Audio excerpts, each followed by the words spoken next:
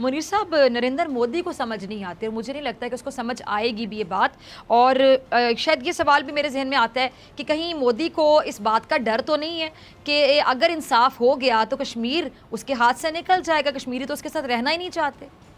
नमस्कार दोस्तों, आप देख रहे हैं इंडिया पॉइंट और इंडिया पॉइंट में आप सबका स्वागत है। इस वीडियो में बात हो रही है कि पाकिस्तान आज भी पाकिस्तान ऑक्यूपाइड कश्मीर के लिए तड़प रहा है और पाकिस्तान ऑक्यूपाइड कश्मीर पे अपना हक जमाने के लिए अपने हाथ पैर मार रहा है। हालांकि आज तक पाकिस्तान ऑक्यूपाइड कश्मीर का पाकिस्तान ने सिर्फ और सिर्फ इस्तेमाल ही किया है, उसके लिए कुछ भी भला सोचा ही नहीं है और किया भी नहीं है। पीओके को अपना गुलाम बनाने के लिए पाकिस्तान हर नए पैतरे आजमा रहा है और अभी भी पाकिस्तान ये ख्वाब देख रहा है कि पाकिस्तान ऑक्यूपाइड कश्मीर जो है हमारा, वो इनका होगा। ये लोग कश्मीर के सपने आज भी देख रहे हैं। तो आइए इस विषय में और क्या क्या बातें हो रही है, शुरू करते हैं इस वीडियो का अगला भाग। मुनीर साहब, तमाम कश्मीरी बाशमुल वो लोग जो माजी में हिंदुस्तानी हुकूमत के साथ इक़्तिदार में भी शरीक थे, वो ये जो गैर कानूनी इक़दामात हैं इनके खिलाफ मुत्तहिद हो चुके हैं। वो लोग नहीं रहना चाहते या कह लें कि जान छुड़ाना चाहते हैं रियासती दहशतगर्दी से, और भारत ज़बरदस्ती काबिज़ है। मकबूजा कश्मीर पर गासिबाना कब्ज़ा किया और 2 साल मुकम्मल हो चुके हैं, लेकिन सर फिर भी भारत को कोई असर नहीं हो रहा है। दुनिया भी खामोश है और आज भी हमारे जो कश्मीरी भाई हैं अपनी मर्जी से सांस तक नहीं ले सकते। क्या समझ आता है आपको? जी देखिए, जो कश्मीरियों का जो उनकी जो स्ट्रगल है, जो जहद कर रहे हैं आज़ादी के लिए, ये 2 साल पुरानी नहीं है, ये 100 साल पुरानी है। पहले जो डोगरा रूलर्स के खिलाफ उन्होंने जद्दोजहद की, उसके बाद में हिंदुस्तान की ऑक्यूपेशन के साथ इन्होंने मुकाबला किया 70 साल। 3 जनरेशंस को के तहत इन्होंने मुकाबला किया है अपने आज़ादी के लिए।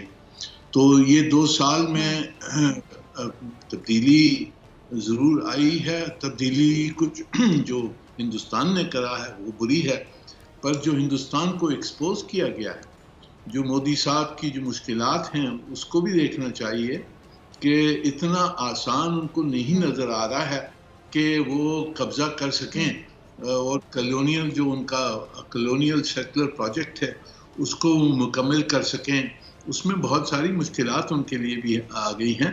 अभी आज कल जो कश्मीरियों का जो जज्बा है वो ये है कि कोई कश्मीरी भी है जो पहले उनके साथ भी थे, वो सब मुखालफत उनकी कर रहे हैं। हिंदुस्तान की कोई एक्सेप्टेंस नहीं है, उनके पास कोई पॉलिटिकल स्ट्रैटेजी नहीं है। सब कुछ इस तरह से टैक्टिकल चीज़ें कर रहे हैं।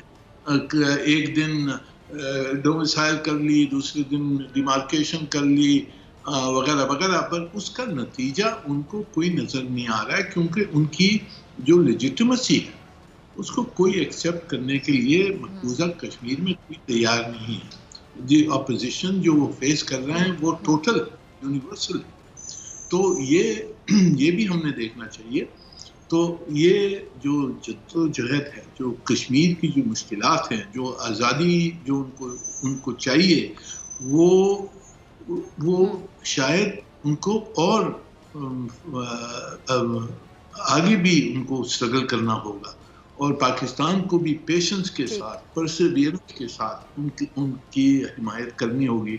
और इंशाल्लाह एक दिन हिंदुस्तान को ये नज़र आएगा कि उनकी जो पॉलिसीज़ हैं मकबूजा कश्मीर में उन्होंने फेल किया है, और कोई और रास्ता ढूंढना चाहिए जिसमें कश्मीरियों की हुकूक जो हैं उसको मानना होगा और उनकी इजाज़त के साथ एक सलूशन ढूंढना।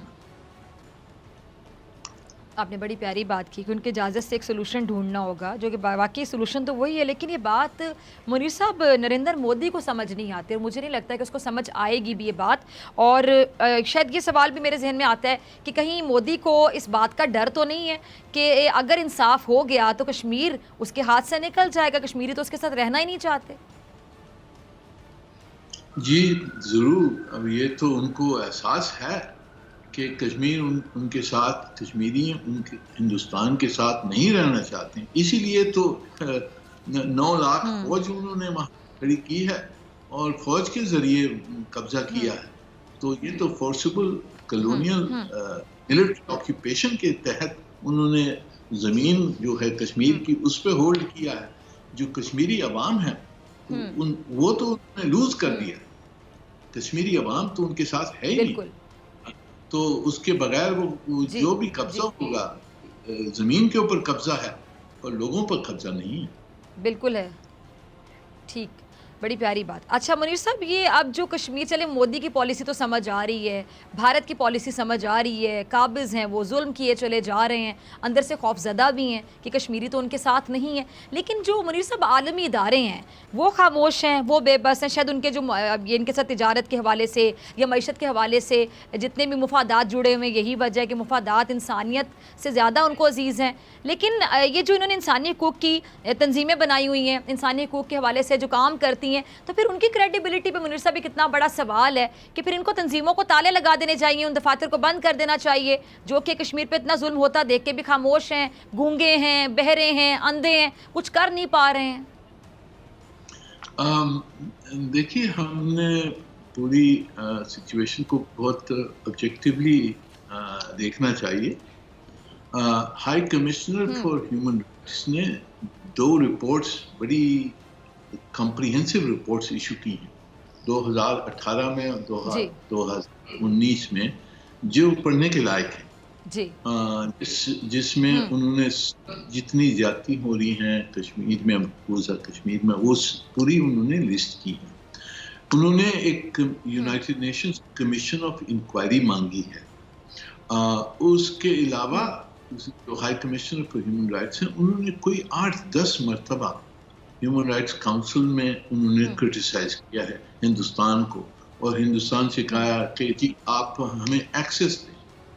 जो 18 स्पेशल रापोर्टर्स हैं ह्यूमन राइट्स कमीशन के, सब चीज़ों पर, right, freedom of association, freedom of speech, torture, extra judicial killings, इन सब चीज़ों पर जो स्पेशल रापोर्टर्स लगाए हुए हैं, उन्होंने 18 स्पेशल रापोर्टर्स ने जमा होकर एक जॉइंट स्टेटमेंट इशू की है 2 मरतबा कि हिंदुस्तान में human rights in free fall, और हमें इजाज़त दें कि हम आके देख सकें और अपने आप को इत्मीनान करें कि जी आप जो कह रहे हैं वो सही है या नहीं सही है। जो हमने रिपोर्ट्स जो सुनी है उसको हम मॉनिटर करना चाहते हैं।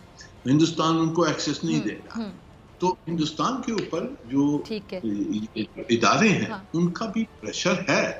अब जो बड़ी ताकतें हैं जिनकी आपने जिक्र की है, बड़ी ताकतें हैं जिनकी तिजारत है, स्ट्रेटेजिक रिलेशनशिप्स हैं हिंदुस्तान के साथ, वो उनका पब्लिकली मुंह तो बंद है, पर वो भी जब हिंदुस्तान से बात करते हैं कमरों में, वो भी उनसे कहते हैं कि आप खुदा के लिए कुछ करें, आपकी लेजिटिमेसी खराब हो रही है, आप हमारा भी नाम खराब कर रहे हैं क्योंकि हम आपके दोस्त हैं, और हमसे भी हमारी पब्लिक भी कह रही है। यहाँ अमेरिका में या यूरोप में जो पब्लिक है उनके जो लेजिस्लेटर्स हैं, काफ़ी सारे जो खड़े हुए हैं, उन्होंने पूछा अपनी हुकूमतों से कि आप क्यों नहीं कहते हैं इसके बारे में। तो ये प्रेशर तो हमने जारी रखना है और ये मोमेंटम हमने बढ़ाना है, और पेशेंस से और परसिस्टेंस से हमने काम करना है।